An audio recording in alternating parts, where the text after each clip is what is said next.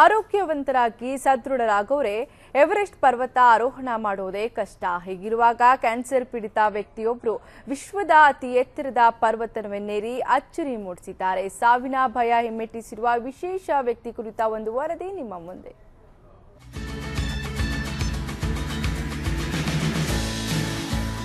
Ion tooth hill London ನಿವಾಸಿ, football ಕ್ರೀಡಾ ಅಭಿಮಾನಿ.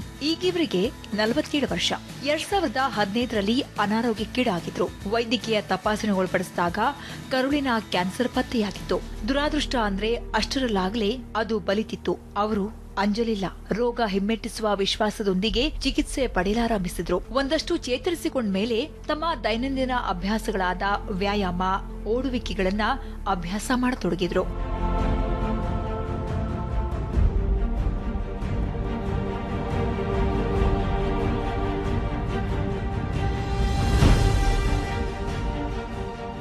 ಅಯಾನ್ ಟೂತ್ ಹಿಲ್ ಅವರು ಮಹತ್ವಾಕಾಂಕ್ಷಿ, ಹಿಡಿದ ಕಾರ್ಯ ಮಾಡುವ ಸ್ವಭಾವದವರು. ವೈದ್ಯರು ಮರಣಾಂತಿಕ ಕ್ಯಾನ್ಸರ್ ಇದೆ ಅಂತ ಹೇಳಿದಾಗ್ಲೂ ಸಮಚಿತ್ತದಿಂದ ತಮ್ಮ ದೈನಂದಿನ ಕೆಲಸವನ್ನ ಮಾಡತೊಡಗಿದವರು. ಈ ಕಾಯಿಲೆಯಿಂದ ನರಳ್ತಾ ಇರುವ ಆರ್ಥಿಕ ದುರ್ಬಲರಿಗೆ ಸಹಾಯ ಮಾಡುವುದಕ್ಕೆ ನಿರ್ಧರಿಸಿದ್ರು.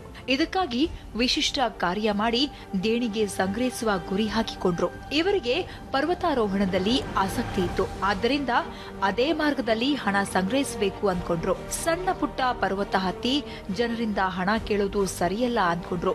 ಆಗ ಅವರಿಗೆ ಹೊಳೆದಿದ್ದು ಹಿಮಾಲಯ ಶ್ರೇಣಿಯ ಎವರೆಸ್ಟ್ ಶಿಖರ.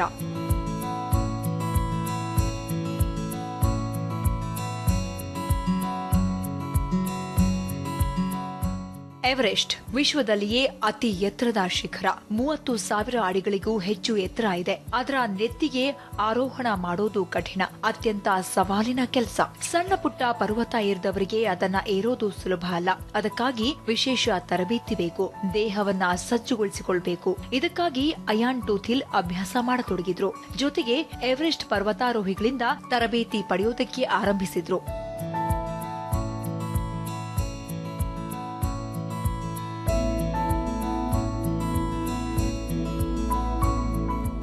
ಇಷ್ಟರಲ್ಲಾಗಲೇ ಕರುಳಿನ ಕ್ಯಾನ್ಸರ್ ಪೀಡಿತ ವ್ಯಕ್ತಿಯೊಬ್ರು ದುರ್ಗಮ ಎವರೆಸ್ಟ್ ಏರೋದಕ್ಕೆ ಹೊರಟ ಸುದ್ದಿ ಇಂಗ್ಲೆಂಡಿನ ಎಲ್ಲಾ ಕಡೆ ಹರಡಿತು. ಜನತೆ ಉದಾರ ಮನಸ್ಸಿನಿಂದ ಸಹಾಯ ಮಾಡೋದಕ್ಕೆ ತೊಡಗಿದ್ರು. ಆದ್ರೆ ಅದು ಅವರು ಅಂದುಕೊಂಡ ಗುರಿಯ ಒಂದಿಷ್ಟು ಭಾಗವೂ ಆಗಿರ್ಲಿಲ್ಲ. ಆದ್ರೆ ಟೂತ್ ಹಿಲ್ ಈ ಬಗ್ಗೆ ಚಿಂತಿತರಾಗ್ಲಿಲ್ಲ. ನನ್ನ ಪ್ರಯತ್ನ ನಾನ್ ಮಾಡ್ತೀನಿ ಅಂದ್ಕೊಂಡ್ರು. ಅಂತೂ ಅಯಾನ್ ಟೂತ್ ಹಿಲ್ ನೇಪಾಳಕ್ಕೆ ಬಂದ್ರು. ಒಂದಷ್ಟು ದಿನ ಅಲ್ಲಿಯೇ ತಂಗಿದ್ರು. ನಿತ್ಯವೂ ಅನುಭವಿ ಪರ್ವತಾರೋಹಿಗಳೊಂದಿಗೆ ಚರ್ಚಿಸ್ತಾ ಇದ್ರು. ನಂತರ ಪರ್ವತಾರೋಹಿ ತಂಡದೊಂದಿಗೆ ಸೇರ್ಕೊಂಡು ಎವರೆಸ್ಟ್ನತ್ತ ಪಯಣ ಬೆಳೆಸಿದ್ರು.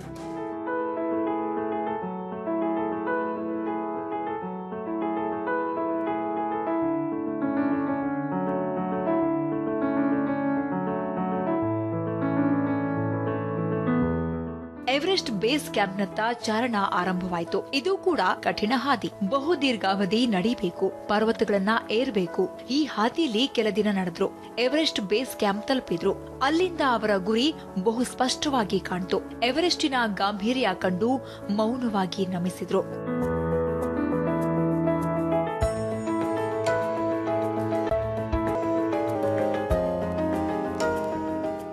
ಎವರೆಸ್ಟ್ ಬೇಸ್ ಕ್ಯಾಂಪ್ಗೆ ಬರೋ ಮುಂಚೆ ಅಯಾನ್ ಟೂತ್ ಹಿಲ್ ಕ್ಯಾನ್ಸರ್ನಿಂದ ಬಳಲ್ತಾ ಇದ್ದ ಸುದ್ದಿ ತಂಡದವರಿಗೆ ಗೊತ್ತಾಗಿತ್ತು. ಅಲ್ಲಿದ್ದ ಕೆಲವರು ಈ ಪರ್ವತ ಹತ್ತುವಾಗ ಅನುಭವಿಸಬೇಕಾದ ತೊಂದರೆಗಳ ಬಗ್ಗೆ ತಿಳಿಸಿದ್ರು.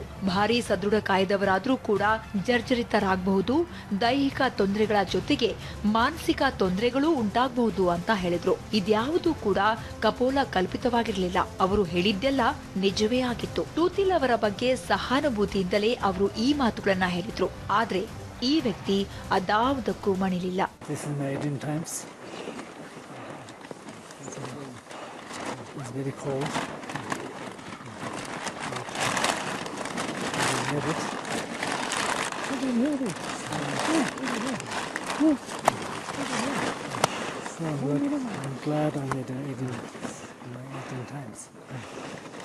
ತಂಡದವರು 2017ರ ಮೇ 16ರಂದು ಎವರೆಸ್ಟ್ ಮೂಲ ಶಿಬಿರದಿಂದ ಮತ್ತೆ ಮೇಲೇರತೊಡಗಿದ್ರು. ಮೈ ಕೊರೆಯುವ ಚಳಿ, ಆ ಮೂಳೆ ಕೊರೆಯುವ ಚಳಿ ತಡೆಯುವುದಕ್ಕೆ ಅಗತ್ಯ ಬೇಕಾದಂತಹ ಉಡುಪುಗಳನ್ನ ಧರಿಸಿರಲೇಬೇಕು. ಇದರ ಜೊತೆಗೆ ಬಹು ದಪ್ಪನೆಯ ಬೂಟ್ಸ್, ಇದರ ಅಡಿಗೆ ಮುಳ್ಳುಗಳ ಕವಚ ಹಾಕಿಕೊಳ್ಳಲೇಬೇಕು. ಇದು ಹಿಮದ ಮೇಲೆ ಪಾದದ ಹಿಡಿತ ಇರೋದಕ್ಕೆ ಅವಶ್ಯಕ.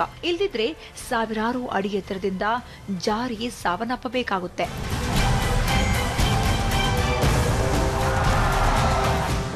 ಆ ಅಗಾಧ ಪರ್ವತದ ಮೇಲೇರಿದಂತೆಲ್ಲ ಗಾಳಿ ಬಿರುಗಾಳಿಯಾಗುತ್ತೆ, ಸುಳಿಗಾಳಿಯಾಗುತ್ತೆ. ಹಿಮದ ಮೇಲೆ ಹಾಕಿಕೊಂಡ ಗುಡಾರಗಳನ್ನೇ ಕಿತ್ತೆಸೆಯುತ್ತೆ. ಮೇಲಿನಿಂದ ಹಿಮದ ರಾಶಿಯನ್ನೇ ಸುರಿಸಿಬಿಡುತ್ತೆ. ಅಡಿಗಡಿಗೆ ಅಪಾಯ. ಒಮ್ಮೆಯಂತೂ ತಂಡ ಭೀಕರ ಬಿರುಗಾಳಿಗೆ ಸಿಲುಕಿತು. ಗುಡಾರಗಳ ಜೊತೆಗೆ ತಮ್ಮನ್ನ ರಕ್ಷಿಸಿಕೊಳ್ಳುವುದು ಬಹಳ ಕಷ್ಟವಾಯಿತು ಅಂತ ಟೂತ್ ಹಿಲ್ ಮಾರ್ಗದರ್ಶಕರು ಹೇಳ್ತಾರೆ. ಹೆಜ್ಜೆ ಮೇಲೆ ಹೆಜ್ಜೆ ಇಟ್ಟು ಮೇಲೇರಬೇಕು. ಇದಕ್ಕಾಗಿಯೇ ಹೆಣೆಯಲಾದ ಬಹು ಬಲಿಷ್ಠ ಹಗ್ಗಗಳನ್ನ ಬಳಸಬೇಕು. ಮೇಲೇರಿದಂತೆಲ್ಲ ನೇಪಾಳದ ನುರಿತ ಶೆರ್ಪಾಗಳ ಅಗತ್ಯ ಅವಲಂಬನೆ ಹೆಚ್ಚಾಗುತ್ತೆ. ಪರ್ವತಗಳನ್ನ ಏರುವುದರಲ್ಲಿ ನಿಸ್ಸೀಮರಾದ ಅವರು ಮೊದಲು ಮೇಲೇರಿ ತುಸು ಭದ್ರ ಅನಿಸಿದ ಜಾಗದಲ್ಲಿ ಹುಕ್ಗಳನ್ನ ಹಾಕ್ತಾರೆ. ಅದಕ್ಕೆ ಹಗ್ಗವನ್ನ ಕಟ್ಟಿರ್ತಾರೆ. ಪ್ರತಿಯೋರ್ವ ಪರ್ವತಾರೋಹಿಯು ಸೊಂಟದ ಭಾಗಕ್ಕೆ ಹುಕ್ಸ್ ಅನ್ನ ಹಾಕಿಕೊಂಡು ಹಗ್ಗದ ಸಂಪರ್ಕವನ್ನ ಪಡೆದುಕೊಂಡಿರ್ತಾರೆ. ಅನೇಕ ಭಾಗಗಳಲ್ಲಿ ಏರುವಿಕೆ ಲಂಬಾಕಾರವಾಗಿರುತ್ತೆ. ತೀವ್ರ ಇಳಿಜಾರಿನಲ್ಲಿ ಬಹು ಎಚ್ಚರಿಕೆಯಿಂದ ಸಾಗಬೇಕಾಗುತ್ತೆ.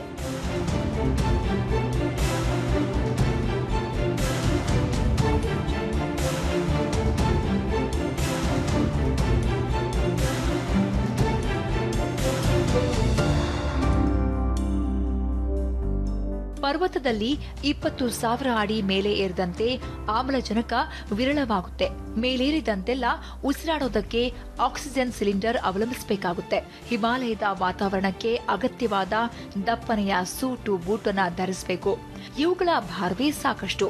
ಇದಲ್ಲದೆ ಆಕ್ಸಿಜನ್ ಸಿಲಿಂಡರ್ಗಳು, ಅವಶ್ಯಕವಾದ ವಿಶೇಷ ಆಹಾರ, ನೀರು ಇವುಗಳನ್ನೆಲ್ಲ ನಿರ್ದಿಷ್ಟ ಹಂತದ ನಂತರ ಪರ್ವತಾರೋಹಿ ತನ್ನ ಬೆನ್ನ ಮೇಲೆಯೇ ಹೊತ್ತು ಏರಬೇಕು. ಯಾಕಂದ್ರೆ ಒಂದು ಹಂತದ ನಂತರ ಶೆರ್ಪಾಗಳೆಲ್ಲರೂ ಕೂಡ ಬರುವುದಿಲ್ಲ. ಅತ್ಯಂತ ನುರಿತ ಒಬ್ಬರೋ ಇಬ್ಬರೋ ಮಾತ್ರ ಜೊತೆಲಿರ್ತಾರೆ. ಇವರು ಪರ್ವತಾರೋಹಿಗಳ ಸಾಮಗ್ರಿಯನ್ನ ಹೊರೋದಿಲ್ಲ.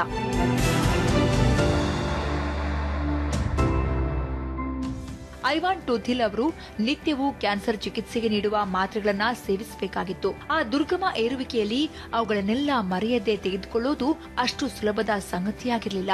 ಇಷ್ಟೆಲ್ಲಾ ಮಾಡುತ್ತಾ ಪರ್ವತ ಏರ್ತಾ ಹೋದ ಅವರಿಗೆ ಎವರೆಸ್ಟ್ ಅಂದ್ರೇನು ಅಂತ ಬಹು ಕಠಿಣ ಪ್ರಾಯೋಗಿಕ ಅನುಭವ ಆಗತೊಡಗಿತು. ಜೊತೆಯಲ್ಲಿದ್ದವರು ಮೇಲೇರಲು ಕಷ್ಟ ಅನಿಸಿದ್ರೆ ಶೆರ್ಪಾ ಸಹಾಯ ತೆಗೆದುಕೊಂಡು ಇಳಿದು ಹೋಗು ಅಂತ ಸಲಹೆ ಕೊಟ್ರು. ಆದ್ರೆ ಅದನ್ನೆಲ್ಲ ನಯವಾಗಿಯೇ ಬೇಡ ಅಂದ್ರು.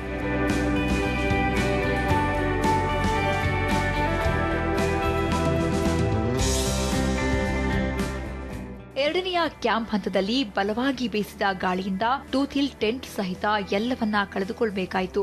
ಈ ಅಪಾಯದಿಂದ ಪಾರಾಗಿದ್ದೇ ಒಂದು ಪವಾಡ ಅಂತಾರೆ. ಇದರಿಂದ ಹೇಗೋ ಪಾರಾಗಿ ಮೇಲೇರತೊಡಗಿದಂತೆಲ್ಲ ದೇಹ ನಿರ್ಜಲೀಕರಣದಿಂದ ಅಪಾಯ ಎದುರಿಸುತ್ತೆ. ಅದರಿಂದಲೂ ಸಾವಿನ ದವಡೆಗೆ ಸಿಲುಕಬಹುದು. ನಿರ್ದಿಷ್ಟ ಎತ್ತರ ಏರಿದ ನಂತರ ಮಂಜು ಕರಗಿಸಲು ಗ್ಯಾಸ್ ಸಿಲಿಂಡರ್ ಅನ್ನು ಕೂಡ ತೆಗೆದುಕೊಂಡು ಹೋಗಲಾಗುತ್ತಿಲ್ಲ. ಆದ್ರಿಂದ ತೆಗೆದುಕೊಂಡು ಹೋಗಿರುವ ನೀರನ್ನೇ ಜತನದಿಂದ ಬಳಸಬೇಕು. ಹಿಮಾಲಯ ಪರ್ವತಗಳನ್ನ ಏರೋದಕ್ಕೆ ಹೊರಟವರು ಎದುರಿಸಬೇಕಾದ ಬಹುದೊಡ್ಡ ಅಪಾಯಗಳಲ್ಲಿ ಒಂದು ಅಂದ್ರೆ ದೃಷ್ಟಿಹೀನತೆ. ಇದರಿಂದ ಎಲ್ಲರೂ ಪಾರಾಗೋದಿಲ್ಲ. ಕೆಲವರು ತಾತ್ಕಾಲಿಕ ದೃಷ್ಟಿಹೀನತೆ ಅನುಭವಿಸಿದ್ರೆ ಕೆಲವರು ಶಾಶ್ವತ ದೃಷ್ಟಿಹೀನತೆಗೆ ಒಳಗಾಗ್ತಾರೆ. ಆದ್ದರಿಂದ ಬಹು ಎತ್ತರದ ಹಿಮ ಪರ್ವತಗಳನ್ನ ಏರೋದು ಬಹುದೊಡ್ಡ ಸವಾಲು. ಟೂತ್ ಹಿಲ್ ಕೂಡ ದೃಷ್ಟಿಯ ತೊಂದರೆಗೆ ಸಿಲುಕಿಕೊಂಡ್ರು. ಅದು ಪರ್ವತದ ನೆತ್ತಿಯನ್ನ ಇನ್ನೇನು ಸಮೀಪಿಸಿದೆವು ಅನ್ನೋ ಹಂತದಲ್ಲಿ.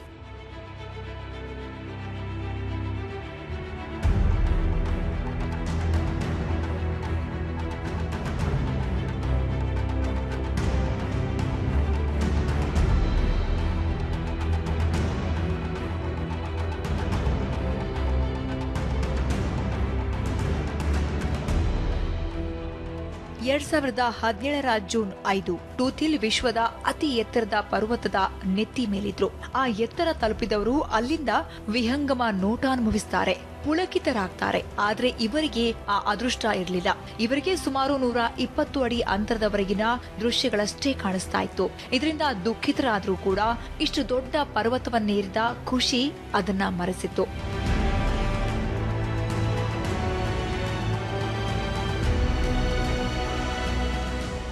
ಇತಿಹಾಸದಲ್ಲಿ ಮಾರಣಾಂತಿಕ ಕಾಯಿಲೆ ಉಳ್ಳವರು ಎವರೆಸ್ಟ್ ಪರ್ವತಾರೋಹಣ ಮಾಡಿ ಅದರ ನೆತ್ತಿಯನ್ನ ತಲುಪಿರಲಿಲ್ಲ. ಟೂಥಿಲ್ ಅದನ್ನ ಸಾಧಿಸಿದ್ರು. ಈ ವಿಷಯ ತಿಳಿದ ಕೂಡಲೇ ಇಂಗ್ಲೆಂಡಿಗರಷ್ಟೇ ಅಲ್ಲದೆ ಜಗತ್ತಿನ ಎಲ್ಲೆಡೆಯ ಜನ ಖುಷಿ ಪಟ್ರು, ಅಭಿನಂದಿಸಿದ್ರು.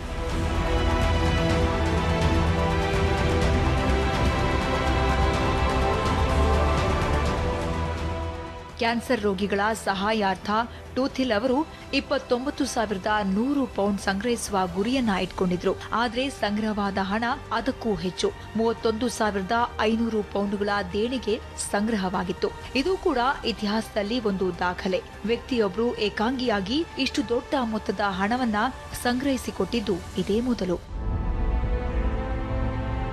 ಅಂದ್ಹಾಗೆ ಅಯಾನ್ ಟೂಥಿಲ್ ಅವರ ಕರುಳಿನ ಕ್ಯಾನ್ಸರ್ ಕೊನೆಯ ಹಂತದಲ್ಲಿದೆ. ಇವರಿನ್ನು ಕೆಲವೇ ತಿಂಗಳು ಬದುಕಿರ್ತಾರೆ ಅಂತ ವೈದ್ಯರು ಹೇಳ್ತಿದ್ದಾರೆ. ಇದು ಇವರ ಅಭಿಮಾನಿಗಳೆಲ್ಲರ ಕಣ್ಣನ್ನ ತೇವಗೊಳಿಸಿದೆ. ಆದ್ರೆ ಟೂಥಿಲ್ ಧೃತಿಗೆಟ್ಟಿಲ್ಲ. ಇಷ್ಟು ಸಾಧನೆ ಮಾಡೋದಕ್ಕೆ ಅವಕಾಶ ದೊರಕಿದ್ದೇ ನನ್ನ ಪುಣ್ಯ ಅಂತಾರೆ. ಎಲ್ಲರೂ ಜೀವನ್ಮುಖಿಗಳಾಗಿರ್ಲಿ ಅಂತ ಹಾರೈಸ್ತಾರೆ. ಕುಮಾರ ರೈತ, ಸುದ್ದಿ ಟಿವಿ, ಬೆಂಗಳೂರು.